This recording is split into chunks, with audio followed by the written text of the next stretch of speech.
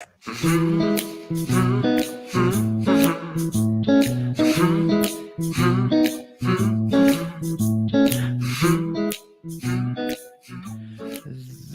is the intro music for this segment, everybody. Hello, I'm a cool guy with glasses. It's me, D. This is going to be a little bit shorter episode. I've done them in the past. It's the quadruple D, deep dives into diagnosis with D. That's me. You know me. It's your boy Dwight here to talk a little bit about diagnostic information. These are going to be something I'm putting together each week. Most of it, well, 3 out of 4 generally are going to go on the Patreon, and one will go on the regular feed, so you can hear both. Might sneak one out there for y'all once in a while as well, because I love y'all, and but especially those patrons there will get a little extra. Did you know that June is PTSD month as well as Pride month? So those are going to be 2 areas of focus this month in the episodes that we're putting out. A little bit later on, I think this week, if we get the editing done, Lexi Taylor, who is an advocate for transgendered individuals and a coach for transition. We have an episode that we recorded that is going to be up for that. Had a wonderful time talking to her. You can also check out her interview recently on the Rise Today inspirational podcast, where she appeared talking about her experiences as well. So that's coming up in the vein of Pride Month, and then some other things there too, as well as talking about PTSD. And today is a DDDD on PTSD with MDMA. So a lot of letters, if you make things acronyms and put them into letters, it's not really an acronym to make word, but if you put things into letters, you can, charge more for the treatment, I think. But today we're actually talking about research into treatment. Some actually really exciting research into treatment is what we're going to be focused on. So MDMA, also known as ecstasy, and that's being used, and psychedelics in general are being used for more studies. I believe that the success with ketamine, which we've had several episodes, a couple different guests coming on to talk about ketamine use, is helping to move that ahead. And we're seeing some interesting things being done with research, I think probably due to that in many ways. Tweet at me if I'm wrong about the history of that, but I believe that's where I'm seeing it evolve as well. So MDMA is actually a substance that was regarded as no effective medical use. And now they're reevaluating that for many things. In fact, there's some interesting information I'm gathering that we'll probably go into in the future about how that's being studied in regards to treatment for social anxiety and autism as well. So interestingly enough, the thing I'm talking about today takes up a lot of the time and energy and funding for the research as well. That is just there. So there's a little bit of competition to try to help people with these things. So MDMA studies with PTSD are very exciting to see them entering into phase 3 research. What does that mean? Well, we'll tell you. Phases are how they break the research out. You've got 4 phases, and I looked this up today to try to make sure I'm telling you what's true, something that I always try to do as well. There's 4 phases mainly, and there's 3 before you see this kind of treatment hit the general market. So first of all, they start out by trying to make sure everything's safe and what the proper dosage would be. That would be phase 1, and those would be a lot of that research. A lot of research is done even before we get to the phases. We're talking phases of human trials, basically. So a lot of work has already been done, but to measure that, they usually have the number that I came up with when I was researching this today was about 15 to 50 patients. And it seems there's a little leeway on this because some of the studies are still in the lower numbers of patients, but there are several studies that are being replicated now. So phase 1, make sure it's safe. It's kind of important. Phase 2, we want to see if the presenting problem responds to the new treatment. Then you move into phase 3, where you're comparing the new treatment to what the established treatments are and see if it's better and if it gets better results.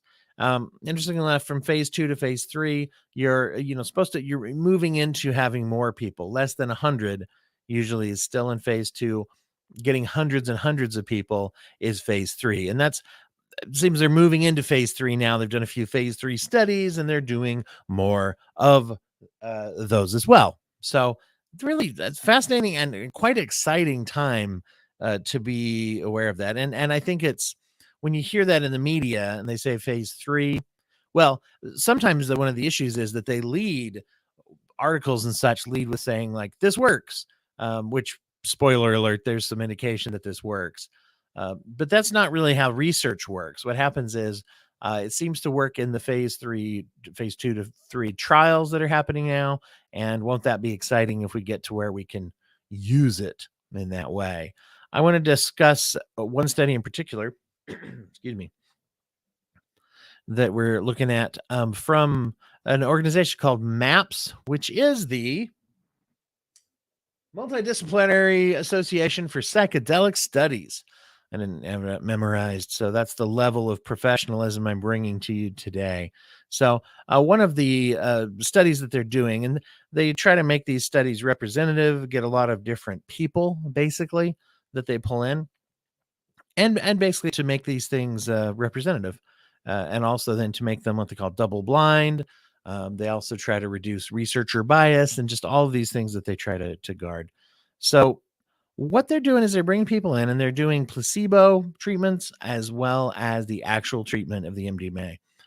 For the studies that I'm reading about, they actually took people and they randomized them into different groups, and they had them receive 3 sessions of MDMA treatment. Okay. And one of the really interesting things is we look at the results here is that they say indications are so far that the number is 88% of people can expect to see some treatment response. Now, what does that mean, right? So PTSD, as you know, is an anxiety disorder, and it trips up a lot of the things that have to do with our perceptions to danger, our trigger points, and our either memories or flashbacks to traumatic experiences. Obviously, that's what the T stands for in post-traumatic stress disorder.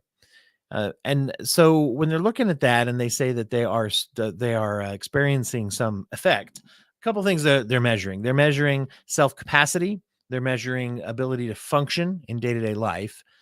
If the person is able to have what they call affect regulation, which is basically emotional moderation skills and abilities, even more than skills. You can be taught skills, but if you're overwhelmed with anxiety attacks, you're just not, it's not going to work as well. And so looking at increase of that, they're measuring. They also are measuring attitudes towards other people. Trust levels, things like that can obviously be damaged quite a bit when you are struggling with PTSD, particularly depending on the type of PTSD. If it's combat related, if it's abuse related, those are going to interfere with the way that you look at people. Way you look at yourself is also a big part of this. So they do assessments and studies with therapeutic tools. And I don't have a list for you of specifically what tools they're using, but I'll give you a link here to the studies in a bit. Actually, why don't I do that right now? Well, I can do it right now, I believe. So I'm going to put that up there and leave that up there. It's for those listening just the audio, it is maps.org/MDMA/PTSD/MAPP1/. You might have hit the backwards button on that. Maps.org/MDMA/PTSD. I believe will probably get you there, but I just copied it out of the window. So now here's the really interesting thing. It was all interesting so far. Come on. Of course it is. In the control group, which is the control group that does not receive the MDA treatment, even those who think they are in some cases, with the placebo effects, there's about a 32% that are receiving some bit of, in fact, tremendous like benefits. Oftentimes placebo effect and normal treatment obviously does something. That's why we've been using it. So about 32% of them are showing a reduction in symptoms from the kind of treatments we would usually use. And those symptoms, they're counting it as an effective treatment if the symptoms reduce enough that they no longer qualify for a diagnosis of PTSD, which is done through reported and observed and measured symptoms in the DSM-5. There is an episode, The Broken Brain, another quadruple D in the past, where I went over some of the symptoms, the DSM symptoms of PTSD. I'll dig that up and probably drop it back on the feed so people can hear it again here in PTSD month. You can listen to that as you gather around your PTSD tree and have your dye your PTSD eggs and hang up your paper chains and other tradition, whatever your traditions are for this month. That was dumb. But anyway, so here's the really, really fascinating thing is, once again, 32% of people in the control group who did not receive MDMA reduced symptoms enough that they no longer qualify for a diagnosis. What is the number with those that receive the MDMA treatments? Well, I don't have a drum roll noise ready, so I'm hitting the desk. 67%. That's a lot more. That is a statistically significant number that is higher. And if you think about such a pervasive, difficult to treat, and in many cases these individuals have gone through treatment and had it not work for them before, which is one of the biggest dangers of that, is that we stop treatment, right? And sometimes we are benefiting from some emotional management and things like that, but people burn out of this not working, of things not working. And that's one of the biggest reasons for this type of research, is we're trying to isolate and hone in on things that will work. So pretty interesting stuff. And important part of the scientific method is, what does this mean for us, right? For those of us that might have loved ones or ourselves who suffer from trauma and would like to get in on this and try to get some treatment that is effective, right? So this is what it means. There's two parts to scientific study. One is caution.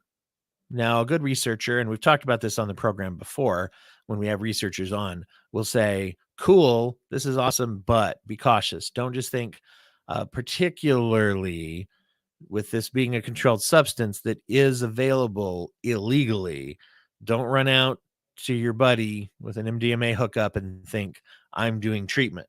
It's not how it works with ketamine and recreational use. That's not, that's not how it works, because you don't know what you're getting for sure.